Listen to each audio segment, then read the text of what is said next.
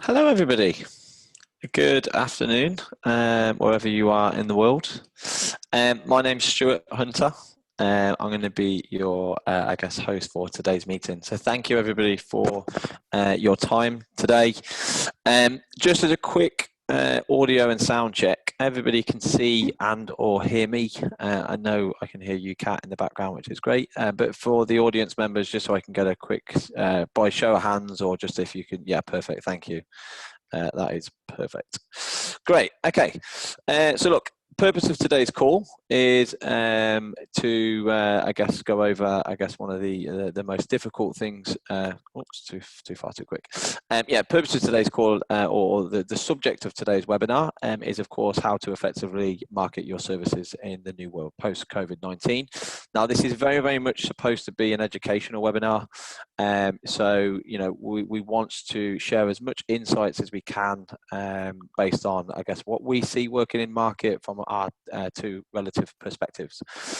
But look, we'll get into that very, very shortly. Now, I do of course have a guest joining me today who I will introduce to you very shortly, but just as a little bit of housekeeping, because we want this to be as informative and as educational as possible, but we want it to flow. We definitely want to give you all an opportunity to ask us questions. So what I will ask you to do, if possible, please, is if you can all, as you have questions or as they kind of crop up, or if you want us to further explain a certain component, if you can pop a note into the question, the Q&A session, and by all means discuss things between one another if you know the answer to somebody else's question. But what we will do towards the end of the call is we will then go back through and review all of those questions. No question is a bad question.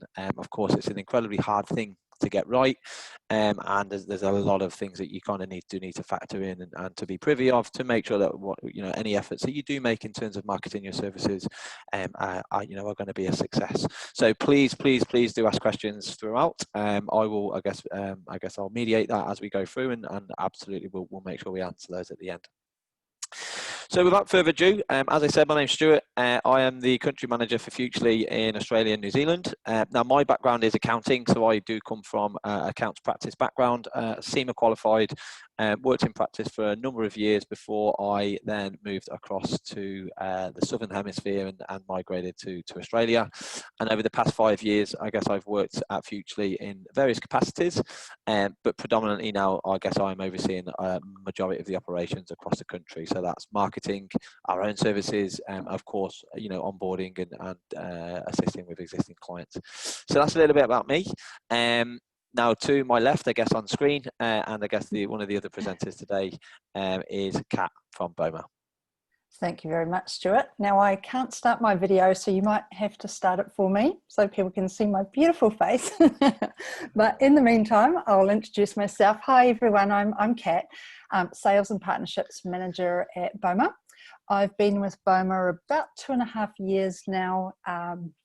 Looks like I could start my video now. Yeah, there you go. Sorry about that. That's my fault. Thank you.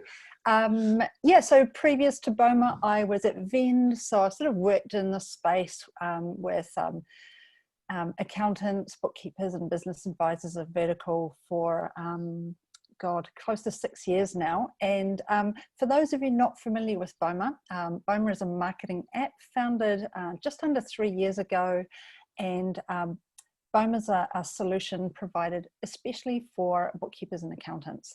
So we kind of have a bit of a trifecta, if you like, a digital marketing tool that's super easy to use, and content. So a library of expertly written, ready to share articles that you can deliver using our platform out to social media and email.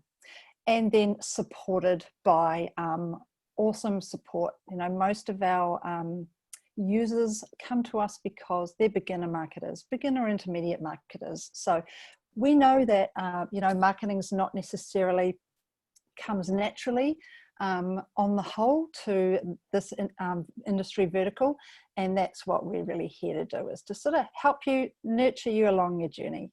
And hopefully today we'll share some really good practical tips that you can take away and make a start. Awesome. Thanks, Kat. Now, I have to admit, the very first time I seen BOMA was at ZeroCon in, I'm going to say in Melbourne. 2017? Yeah, it was 2017. It was when we actually Yes. met for the first time. So, Yeah. you know, we have been, of course, aware of BOMA at Futurely for a long time. And to me, when I seen there was a big announcement made by Rod Drury at the Yep. ZeroCon conference, and it blew my mind that something like that hadn't already existed. Because, you know, marketing your services in any industry is an incredibly difficult and challenging thing to not only get right, but to also measure the effectiveness, to know what your engagement is like with customers. And I think, you know, having such an amazing product which is so focused on accountants and bookkeepers, which is of course, you know, where my background, and of course now my main focus at Futurely as well, you know. So I think, yeah, Gotcha. it's an awesome piece of kit. Yes. Yeah. So I think so too. yeah, it's really cool. Now, in terms of an agenda, then, what we are wanting to discuss with everybody today, and again, it's supposed to be educational, but of course, we will be referencing both of our platforms throughout, because, you know, the tools are there for a purpose. It's to help you all deliver and attract the type of business that you want to, you know, your business to be able to be delivering. So we will talk about the changing landscape. Of course, COVID is something we've all had to come through. It's certainly not new news anymore. However, things do change, you know. New Zealand versus Melbourne, Victoria, for example, two very, very different situations at the moment, where you're coming out of, you know, COVID, 100 days now, almost problem free, and Melbourne are still 300 cases a day at the moment, so, or Victoria, I should say. So, you know, so we'll discuss the changing landscape. We'll then move into kind of what we see working really, really well, and what your clients actually want to hear about in reference to services that you can offer. And there's going to be some pretty common things which you're all facing at the moment in relation to client requests around financing and whatnot. So we'll cover off, you know, what your clients want to hear about, and how to, I guess, effectively communicate that. We'll then look at potentially a mastering a call to action. Now, I think this is some insight that you're going to share for us, Kat, which I think is going to be really, really valuable across the board. So I'm really excited to kind of pay attention to that as well, because it's a question we get asked an awful lot at Futurely from clients. How do we market our services, and what do we do as a, you know, to go to market? And then there will be, what could you do straight away? So at the end of the call, what steps could you actually put into place if you haven't necessarily thought about this as of yet? So lots to go over, super valuable insights. So to start with, I guess, Kat, if you want to, I guess, over to you in terms of the landscape, and I guess what you've seen change over the past few months. Yeah, awesome. Thanks, Stu. So, I mean, I think it goes without saying, you know, we're going through a situation that's without precedent, and everyone's, to a certain degree, we're all making it up as we go along. So don't feel like you're alone in that regard. I think key now, though, is that now more than ever, your clients really need your advice and support. They're super hungry for information. Of course, the obvious ones are, you know, the government support packages, but just other things that you're really their trusted advisor. You are the person that's probably closest to their business apart from them. In fact, in a lot of occasions, you probably know more about their business than they do. So they are really hungry for information. And if you are not proactively engaging with your clients right now, you will lose them. We're finding that businesses or some BOMA users are picking up new clients right now because they're just not getting the support they need from their clients. So key is right now, now is not the time to start marketing. If anything, you need to step up your marketing game. And if it helps, think of marketing as sharing useful or helpful information. Don't think of marketing as kind of sales, because that's key, and that's the kind of information that people need right now. They need your help. So now more than ever, marketing is critical. Of course, your traditional marketing activities aren't going to work right now. You know, if your events, your networking, etc., maybe even your referral process, because people aren't just getting together in person in the same way that they used to. So digital marketing is critical. And I guess, you know, what do I mean by that? I mean, get more active on social media. Make sure your website's been refreshed, that you're producing really great content, whether that's in the form of blogs or content that you're sharing in other platforms and social media. It's unlikely that our working and marketing situation is going to revert back to the way it was pre-COVID. I think many of you can probably agree that there's certain things that have changed forever. with COVID, whether that's even just people's preference now to have more time working from home. I think on the whole, most people would prefer to only spend 2 or 3 days a week in the office. So that means they're at home, they're online potentially more than ever before. And so that digital or online presence is really more important than ever. And so something I just thought it'd be worthwhile chatting about is that post-COVID, BOMA, for example, we all sat in a room for a couple of days and really reassessed our entire marketing strategy. So pretty much we threw it in the bin. We even went back to the drawing board for our value prop because the messaging really needed to change. Excuse me. So we looked at our whole value proposition and then all the kind of key messages that came out after that. So I thought that was a really, really valuable exercise, and something that I really recommend that you all take a look at your messaging and make sure it reflects the sort of the current situation, I guess. Yeah, interesting. I mean, So whose decision was that to look at BOMA? Because of course, on face value, you're a marketing platform with the content and the collateral, and I think the value that you bring to the ecosystem and to market is still really clear.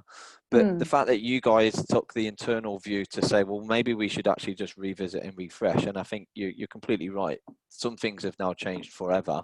So the communication and the way that you try and educate or, kind of, again, as you said, just push relevant content. Doesn't need to be salesy per se, but it could be information coming out from the government. So the fact that you guys did that and you revalued you reviewed your own kind of value prop and the direction you want to go in market, was that kind of a difficult exercise to do because you have quite an established business for the last 3 years? Or actually, no, it was so it was our CEO. Admittedly, we've probably got an advantage because he used to head up Saatchi's New Zealand and the European division. So, he comes from an advertising kind of strategic background. So, but he kind of led the charge. And it was actually really, at first you go, well, it's kind of overwhelming. It's like, where do you start? But it was a really great process. And what we did was, instead of sometimes, before pre-COVID, you might have locked yourself in a room for 2 days. But what we actually did is probably more like, well, not probably, we did an hour a day for sort of 2 weeks, which kind of added up to 2 days worth of time. So you, instead of being locked in a room and going, by the end of the day, you're exhausted because you're really drilling into your imagination all day. We were really focused. So every day we're like, right, what is our kind of key 1 sentence or 3 words value proposition? And it's quite fun because you're brain dumping, or brainstorming, and then we had a key sort of set of criteria that we're going to work on for each hour. And it was actually really enjoyable. It's amazing how you get those creative juices flowing. And my advice is it can be a fine line between having not enough people, because you want enough people that you can kind of all brainstorm together and feed off each other, but I advise don't get everyone in your firm together for this process. It can be a bit many. Or have you had a bit of a power cut there, Stu? Not a power cut. It's just the lights in this WeWork office. Sorry, everybody. There you go. Some technical glitches. No webinar would be just without them. That's right. Sorry about that. So look, I think as a summary there, to your point is, when we look at the changing landscape of services for accountants now in market, there's this ever increasingly big tagline of advisory and support. And I will come to that a little bit later. I don't want to go too far too quick, but I think you're right. If there is an opportunity to reset, is to internally review. If you are wanting to do more, in topic of discussion, you want to do more business support, business planning. If you're finding that at the moment the inbound requests from clients is very much about projections and stuff, well then maybe it is a really nice opportunity for the members of the audience today to sit and say, okay, well I want to now launch this new service line as maybe something that anybody can approach and ask me, not just my existing clients, maybe something that I potentially go and try and win business from. And in that situation, that's a really good chance to look at the way that you're presented at the moment online? What's your digital presence? What's your website look like? What service lines does your website kind of cover off? And potentially there can be some changes. And I think the point you were making at the end there is too many cooks to spoil the broth. I That's certainly right. think that too many people can be a problem, but I think, getting the right balance of the right people is going to be key to making sure that the decisions you make, they're not just from one person's perspective. You do get multiple perspectives before you look to them implement any changes, because changes often can take a little bit of time. There might be a little bit of expense associated with changing things, website development, whatever's required. So making sure that everyone's on the same page, but everyone has an opportunity to contribute, is only going to make the short and long-term changes that you do make, hopefully the right ones for your specific business. And of course, all businesses are different, so it's not going to be a one size. And the more that you can involve your team, the more that they'll really be aligned to those new values, etc. as well. And bring in those client-facing staff, because they're the ones at the forefront, hearing what clients are asking for and saying. So they'll have some key insights. In terms of from your perspective then, sitting from the clients that you have worked with before, during, and now continuing to work with them post-COVID, what, I guess, insights, or what are the kind of the key things that you could share with the audience today, which you have seen make a difference to them? So I think that, gosh, I guess there's a few things here. So where to start? I think that, number one is sort of reassessing your messaging on your website and making sure it's reflecting the clients that you're after and the position and value that you have. And I guess education marketing. So your messages should really resonate with the audience that you're trying to attract. And that's actually a really good time to lead on to this slide. So when it comes to the messaging on your website, again, post-COVID or during COVID, is check what it says. If your website's all about business startups or high growth businesses, maybe it's time to change that messaging, because right now, majority of businesses are really just kind of struggling to survive. So your website should have empathy for the current situation of your clients and I guess mostly prospects. Realistically, it's probably more likely to be prospects that are perusing your website rather than your existing client base. So make sure that your messaging reflects that type of client that you're trying to attract, and that your messaging is empathetic with the current situation of many businesses.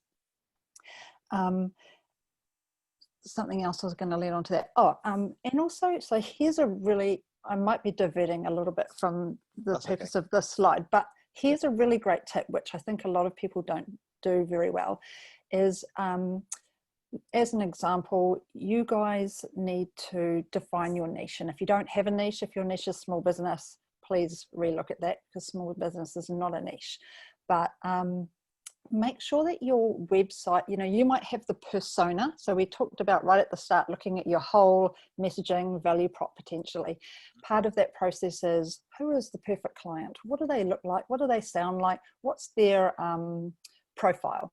And then make sure that your website is really appealing to that profile, and that you talk about the services that will help the person at that business stage, and then back it up with a testimonial.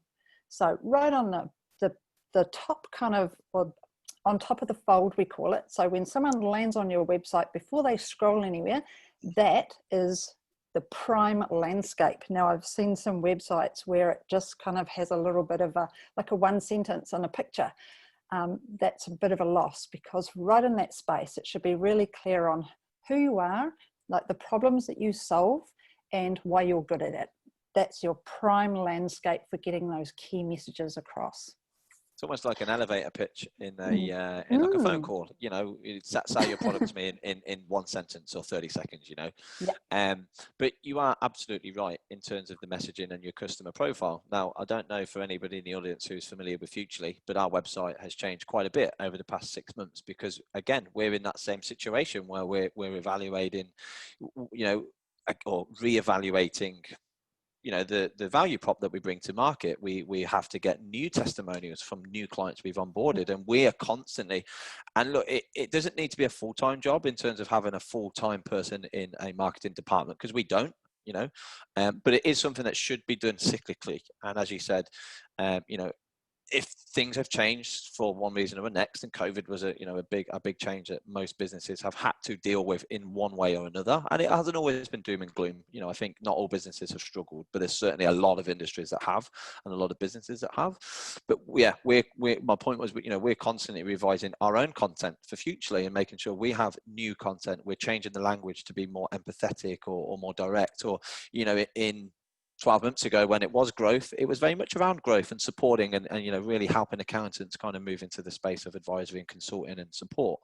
So we also do that ourselves. We internally reflect, we constantly review what's on our website. We're tweaking language here or there, just to make sure that the messaging that we are putting out and the type of client that we want to work with is the type of audience and the type of clients that we're actually attracting, for the same reasons. We want their values to align with what our values are, and in those situations, the relationship is often a good one. Absolutely.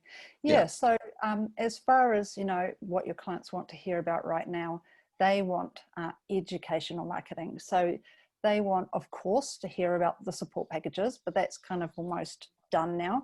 What they want to hear now is things like, obviously depending on whether you're in a state of lockdown or not, it's going to vary. But for example, in BOMA's content library, we've got articles about how to get online. So those clients that might be in lockdown that haven't got e-commerce set up. So there's some great tips and tricks about how to really quickly get online. And then there's plenty of articles as when they start coming out into a recovery phase as well. So obviously adjusting your messaging according to where your clients are at in the various stages of lockdown and recovery. And of course, as we've seen, that can go backwards and forwards as well to add to the complexity. But we're finding, and delivering that market education through either newsletters, so quality newsletters that are really segmented. So the information and articles that you're sharing are really relevant to those clients and their business. And then webinars. So we're finding right now that webinars are a really amazing lead generation tool. So I imagine I'd be surprised if it's not all of you right now would say, yes, Kat, I want to look after my current clients, but of course I'm always up for new ones. And delivering webinars is a really great way to do that. It's a great way to prospect on a one-to-many approach. So of course you'd invite all your current clients to that webinar, but chuck a bit of money behind it, run an ad on Facebook, and I guarantee that you'll get some new prospects attending that webinar. Because those small businesses that aren't necessarily well supported, that try and do most of their finances themselves, they're screaming out for help right now. So 100%. That's a really good trick. Yeah, and we find that there are forums, there's groups that you can create. I mean, we have actually developed at Futurely peer, so we've created our own community because we have clients now who use our products from every corner of the globe.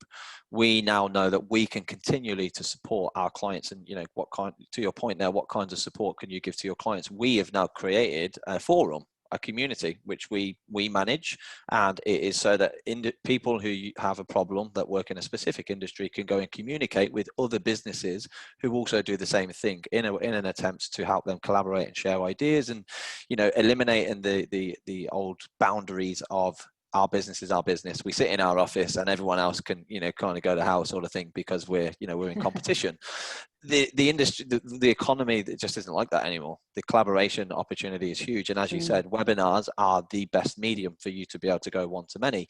And again, I've seen quite a few of our clients do webinars where they just talk through the government stimulus packages. They're not really recreating any content. All they're doing is just talking through the legislation and some of the jargon. They're eliminating the anxiety and the fears around that by just explaining softly, bullet points, whatever format they choose, to their audience, to their current clients, and as you said, for potential others who are interested to learn about what other services are out there.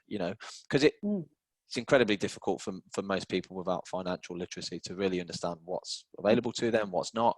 And as you said, a one-to-many approach keeps the investment from our audience's perspective relatively low.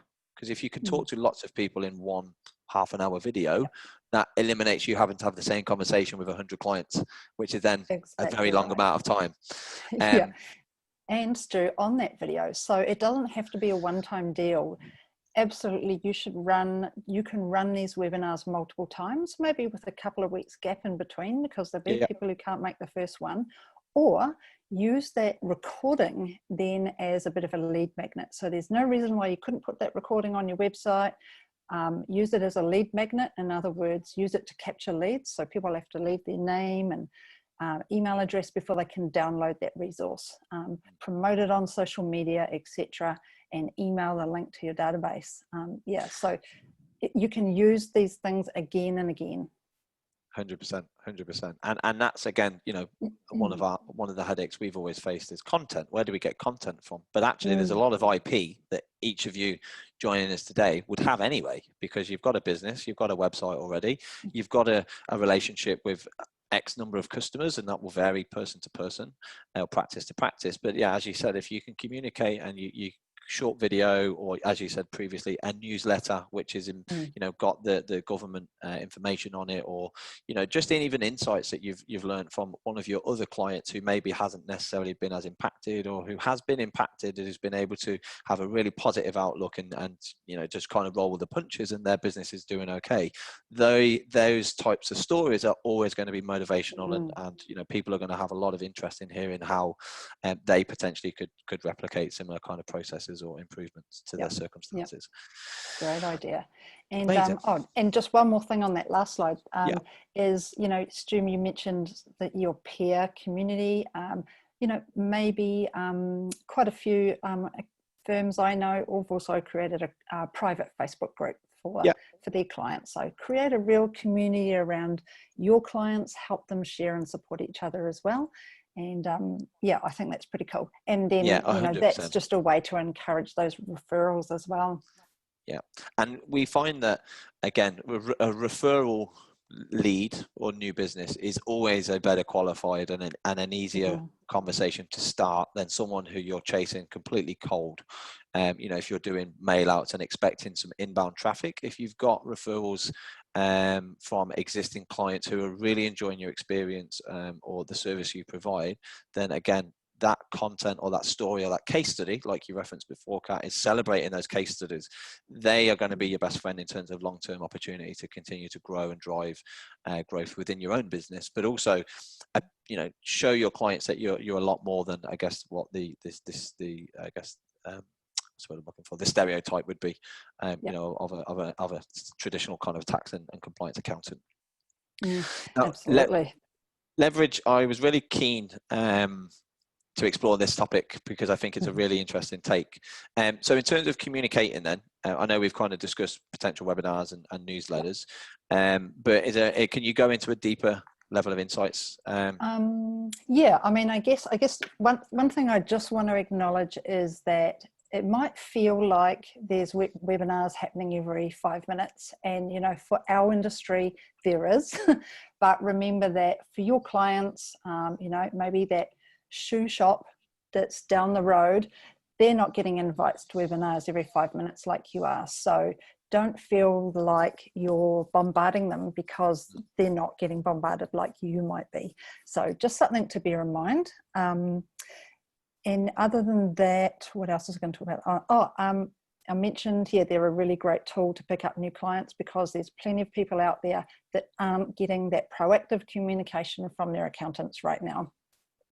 We've had plenty of BOMA users who've told us that they are picking up a decent amount of new business through running these webinars.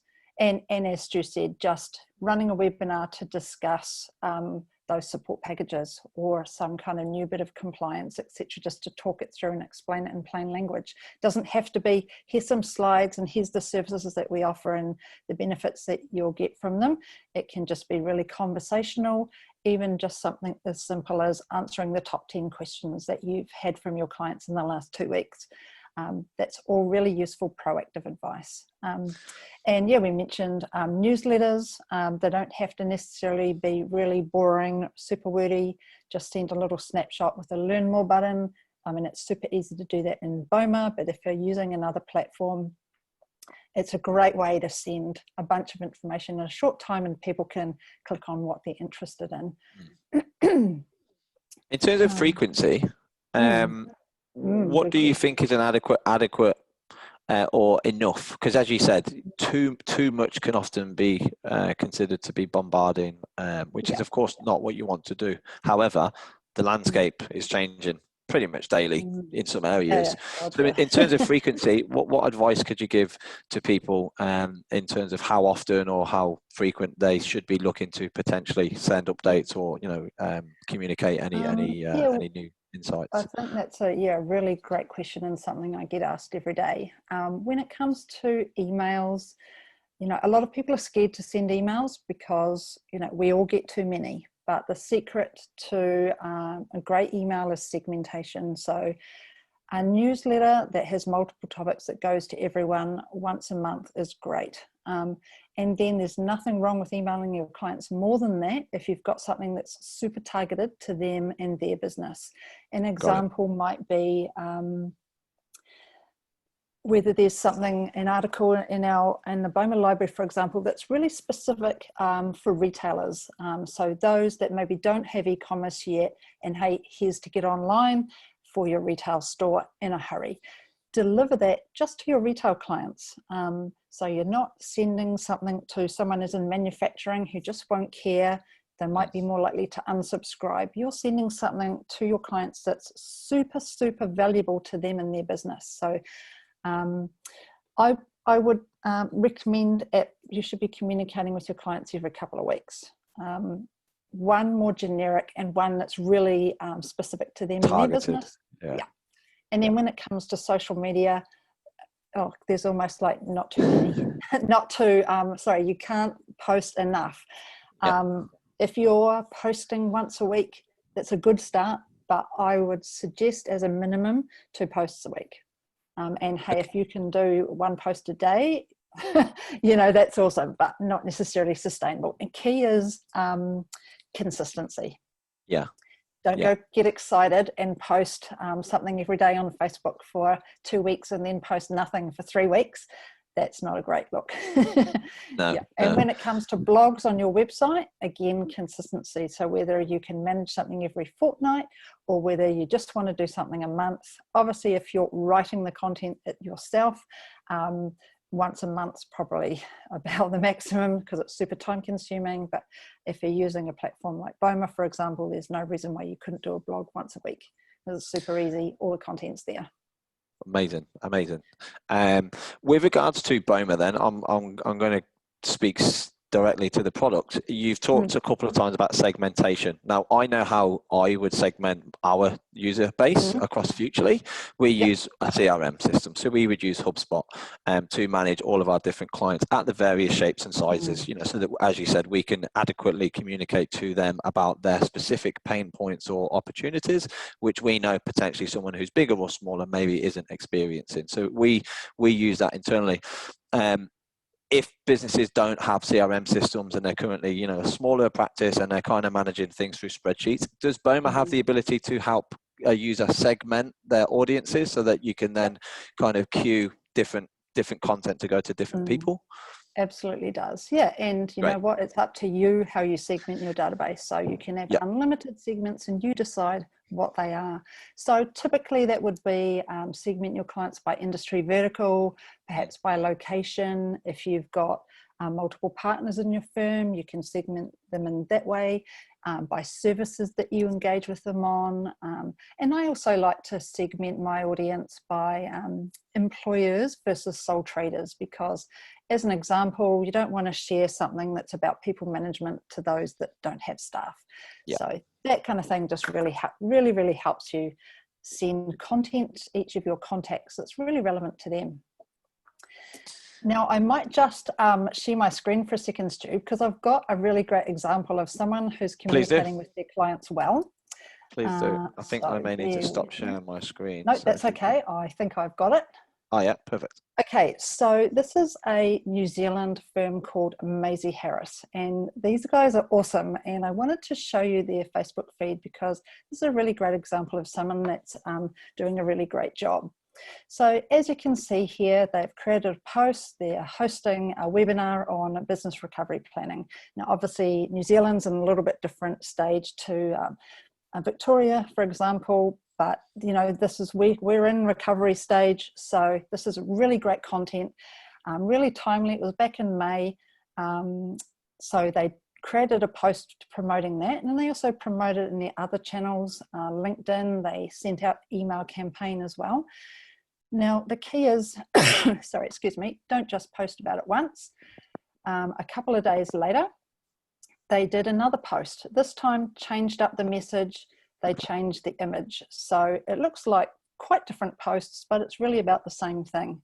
So they're sort of getting that message out there. Now then we hosted a webinar. So they promoted the fact that they did this webinar, they had some really great learnings, and hey, I think they might have included a link. Oh no, they didn't in this case.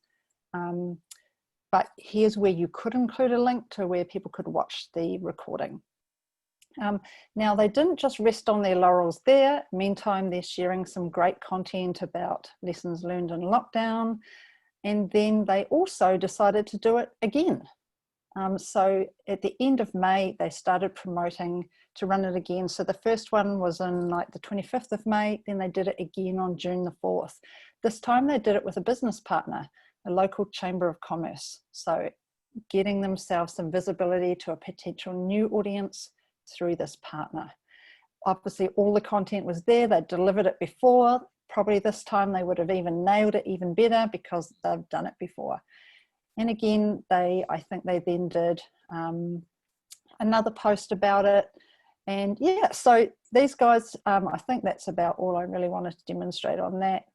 But yeah, everything that they're sort of posting about right now is really key to the current situation. It's all really empathetic, it's insightful, and it's education marketing. So if you want to check them out further, Maisie Harris in Tauranga, a really great example of a firm that's marketing well. Yeah, it looks you like want they to are jump for back sure. into the slides there, Stu? Yeah, I'll get them up. And you know, to your point, you know, they weren't just talking about, hey, we're running this webinar. There was other things they're sharing, you know, updates to zero payroll, you know, any other relevant content that they think is relevant to their audience. And I think for, again, the benefit of the audience, if you don't have a Facebook page at the moment, it's incredibly quick to set one up, and all you need to do is just send the invites to all of your clients. You know, that could be an hour's exercise, and you've already got your own mini forum that you can then start to nurture, support, and you know, implement maybe some of the ideas that we've talked about today. Super good tips, Stu. And actually, you know, if you think of your website as being your shop front window, so even if you're getting clients through referrals, they will still, I can't remember the exact stat, but it's like 90% will still check you out before they give you a call. And what that means is they'll review your website, they'll look for proof that you have worked with clients like them. They're, you know, will you get me is kind of what they're looking for. So that sort of that proof that they're talking about the business benefits. So don't list your services, please just talk about the business benefits, and then have proof of that. And then your social pages are almost like the sort of the side window. So they'll particularly Facebook, I guess it could be LinkedIn depending on your typical client audience. But yeah, if you're not on social media, you're missing out on leads. You really are. Yeah. I mean, look, there's a stat that come out. I know our founder Hannah talks about it a lot, but 50% of Facebook's revenue globally comes from small businesses. So, wow. You know, if you think about a quarter of the world is on Facebook, give or take, you know, it's an insane amount of money coming from you know, the area of economy that we're all focused on. Nice. Now this next slide is around the opportunity, I believe, in terms of how you might then start to implement some form of call to action. So can you just talk to the audience through and explain, I guess, what it is that we're looking at the moment? And I know there's something that I will then talk to about, I guess, how Futurely could potentially also help with this, because I think when we look at how to market your services, for us to segment the audience's mindset, you've got existing clients who want and need additional support. And at the moment, there's a lot of scope creep at the moment, right? So there's a lot of accountants and bookkeepers doing a lot of extra work and not getting paid for that work at the moment. Doesn't and shouldn't stay that way forever. You know, but then there's also attracting new clients, and segmenting those two opportunities for the audience, I think, is a really important part of today's messaging, is that you've got opportunities for growth and for improvement already, and then there will be opportunities for new fresh relationships to come to fruition. Absolutely. Yes, so I got this slide from Viv Brownrigg at The Gap. She presented this slide in a webinar a few weeks ago now, and kindly agreed to let me share it because I thought it was really quite top notch.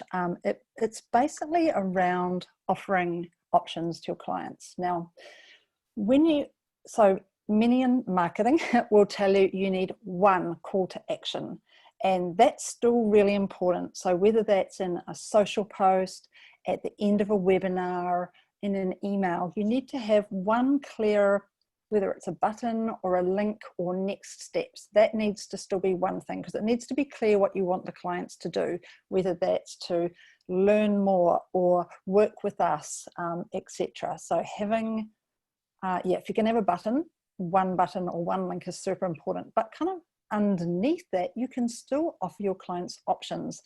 You don't need to just offer your gold star service and potentially lose clients who are sort of on the bones of their ass, who really are in financial strife and just can't or won't go for your gold star option. Then having different options like this is key. So we've kind of got, you know, obviously you're offering potentially a free webinar already, so you're already offering something of value for free, which is a really great start. Then you might offer a no cost option, which you can see there. Maybe you'll just flick them through a template to create a personal budget. Then more of a low cost but more value option is send them the template, but then they can send it back to you once they've done it for you to review, throw some comments their way and suggestions. And then of course that gold star services really come in, we'll work on, or maybe not come in, but book a Zoom meeting and we'll really work on that in depth together. So consider that when you are running webinars and you want to, you know, there's an outcome that you want to have at the end. Obviously it would be amazing if everyone purchased that full personal budgeting session, but really unrealistic. So by offering these low or no cost options, you've got everyone covered. And hey, it might just be that those that choose the low or no cost option might upgrade at a later date when it allows. When so necessary. That's right. So you haven't lost them, you just might get them another time. I mean, what we find, and I guess what we see, is it's protection. As you said, at the moment, talking about growth and, you know, all singing, all dancing, you know, for some people that's just so far away from the mark and the reality of the situation. It should be more about recovery. And, you know, as you said, give a little now could go a long way in the future. And I guess what we see work incredibly well is you may offer these types of solutions, and I think this is more around increasing your engagement with clients. It's taking your existing relationship to that next tier. If you are very, very much more you know, a trusted compliance taxation accountant or kind of bookkeeper for your clients, but you want to grow that relationship, then having these kind of introductory type services, if it's something you can do quite scalably, quite efficiently, so there's not really much of a time cost for you, but then there's different levels of that engagement, whether it's a template that you run over in a webinar and that's it, or whether, you know, as you said, Kat, top level, it's a full session where you actually sit online with a client and you challenge their mindset and challenge their assumptions, etc. Even if they turn around and say no today, doesn't mean they're not going to need that service in 6 months. And in 6 months' time, they're not going to jump straight to Google and say, I need a business plan, because they are already now in that awareness phase that you, as a existing advisor or service provider, has the ability to do it. It just maybe hasn't kind of come to fruition previously. Yep. And again, that's kind of part, as you said, that protection, that supporting of your existing clients first and foremost. But from that, you absolutely will get positive results. It is incredibly feasible to expect to get some of your clients who are going to be interested and have the appetite for that type of service, albeit it might just need a little bit of nurturing over time to really get them to commit to working with you, because they can see the cost benefit analysis on a longer term perspective. Yep, absolutely. What do you see working in terms of, again, because again, when you onboard new clients at BOMA, presumably, or do you, as a business, do you kind of review, as you said, their shop front and look at, things that you can make some quick changes to help try and improve the situation? Do you see much of this work where you've got different kind of tiers of approach or different levels of service that can be provided?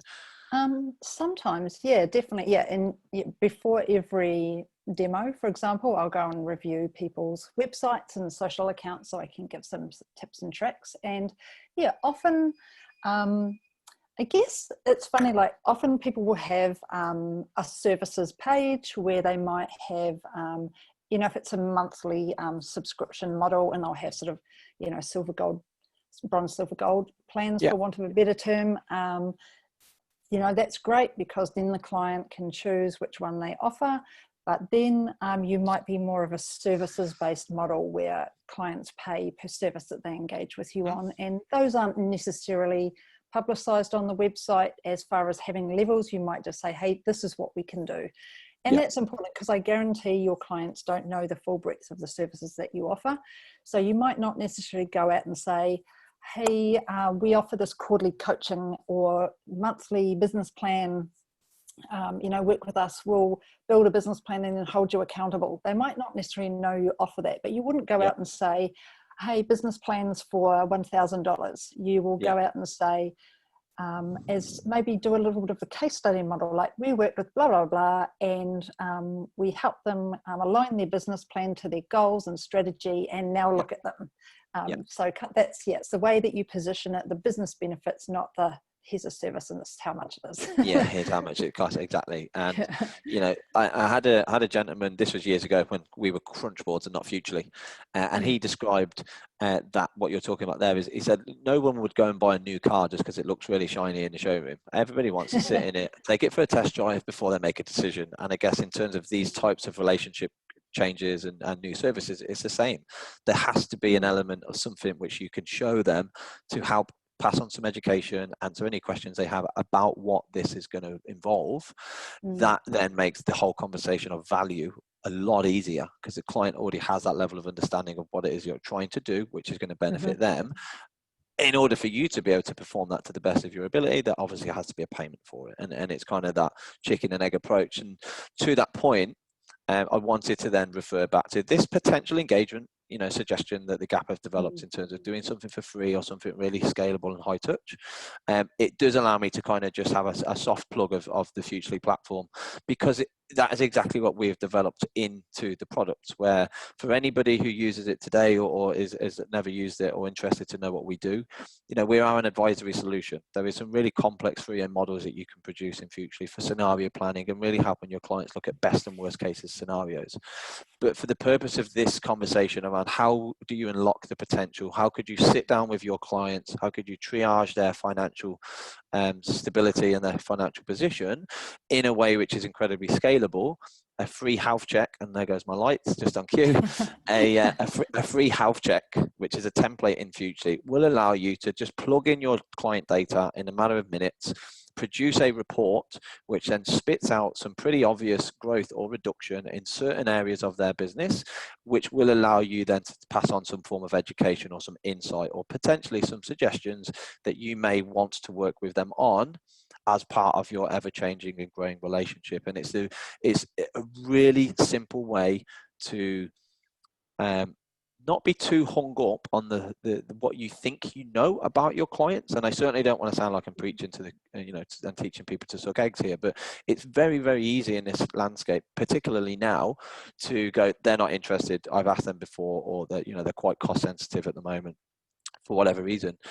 I think most people are incredibly surprised that when they go into those conversations with a completely open mind, despite having known that person for years potentially, and just letting the data and your clients' objections and ambitions, let that lead the conversation into where you think you are able to add some additional value to that client or that business. And as I said, I know the results are positive because we get told about it all the time in terms of the process. So I did just want to include that as an insert for everybody, just to give you some context. How could you potentially go about this call to action and start to do something that's really low cost, really low touch, but it does allow you to offer it to all of your clients? Awesome. A financial health check using Futurely's integration with Xero and QuickBooks and MYOB is a very, very cost and time efficient way of you being able to start that conversation with everybody. So I did just want to include that in there. And if anybody does have any questions about the mechanics of that, then again, by all means, please don't hesitate. Let me know towards the rest of the session. So I think we've covered up quite a bit, and I know in terms of time, we've got about 10 minutes left. So really great chance to open up the conversation and ask, give the audience a chance to ask us questions. But in terms of a to-do list, I think these 4 or 5 bullet points do cover off nicely the things that we've discussed today. So first and foremost, reviewing your website and your messaging, just to make sure that there's empathy running throughout, and if things are deteriorating in your specific location, then just making sure that if you can make some nice changes, quick changes, just in terms of language as a bare minimum, I think that certainly will help, as you said, Kat, your shop front really attract and be warming to the type of audience that it is that you're hoping is kind of visiting the sites. Emails, Zooms, Looms, all of those other tools. We're obviously doing Zooms. We have done, I think this is the 5th webinar I've run in 3 weeks, which again could appear as overkill, but again, we want to be relevant. We want to educate, and we want to make sure that, because small business, as you said, is not a niche. Small business is an insanely large pot of people. Making sure that we are trying to cover off all of the different angles, from HR to mental health to marketing to all of those different things. So for you all to, with your clients, segment your clients and do updates regularly, be it email, newsletters, Zooms, Facebook posts, or if possible, a combination of all of them.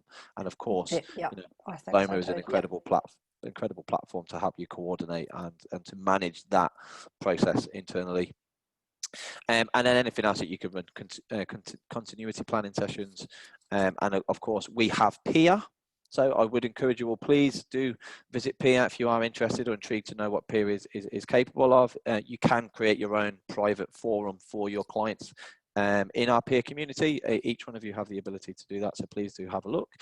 You also do have the obvious ones like Facebook as well, where you could pretty much pull that together pretty quickly. Is there anything else I've missed, do you think, Kat, at all? No, I mean, gosh, there's a lot to do. There's a lot you could do, but I think, let's not bombard everyone. That's a good place to start, I think, to make sure that you're really relevant to what your clients really want to hear from you right now. Amazing. So look, thank you, Kat. Incredibly insightful. As I said, I've been a huge fan of what BOMA bring to the accounting space for a long time. So we'd love to hear from you all, I should say. So does anybody have any questions, either for me or for Kat, about anything that we've discussed so far? And I'm just going to stop sharing my screen just so I can actually have a look at the chat box for now. Yeah, any questions marketing related, if it doesn't have to necessarily be what we discussed today, but if you've got anything in general about marketing. I know that sometimes it feels like marketing is a bit of a dark art, but I think sometimes it's just a matter of just getting in there and making a start. That you don't have to be a marketing wizard from the outset. It's just about getting active and providing proactive information to your clients as well. So hey, if anyone's kind of stuck, that's what we're here for. As I mentioned right at the start, BOMA users are typically beginner or intermediate marketers. So all of our processes and support are really designed with that in mind. So we're here to help. Amazing. Diane, I can see that you have raised your hand. Now, I don't know if that was in reference to wanting to ask a question or if it was based on the question I asked at the very beginning about being able to hear me and Kat. Okay, so if you do have a question, I don't know if the microphones are working for our audience. So if you do have a question, if you want to just punch it into the QA or the chat box in the Zoom window, we'd be more than happy to answer that. But if you don't, that's perfectly okay. In terms of a follow-up or next steps, okay, sorry, that's okay, Diane. No worries. She just let us know that it was at the beginning. So if anybody does have any questions then offline that they'd like to speak to me or Kat about, if you have any questions about anything we've discussed, or actually even just the two products that we represent, that's the best way for you guys to reach out to us. Now, we will be following up the webinar later today or early hours tomorrow with the recording of the session. So if you would like to rewatch it to kind of, I guess, rehash some of the insights or suggestions we've made, or if you'd like to forward it on to a colleague or someone else in the business who you would really like to start to get some traction going for yourselves, then that will come across. And if there are any questions, of course, there will be some call to actions in there, and you know, our respective contact details will be available as well. We do have one question, Stu, for a new user to virtually. Where do they find the free health check report? The free health check report should already be in your account, and if it is not, then I can certainly arrange that for you. What I would say is, if I can just have a look at who sent that conversation, Nicole. Nicole, I'll make sure that you get that. I'll connect with you after the call, and I'll send that across to you. Sorry if it's not there already. Yeah.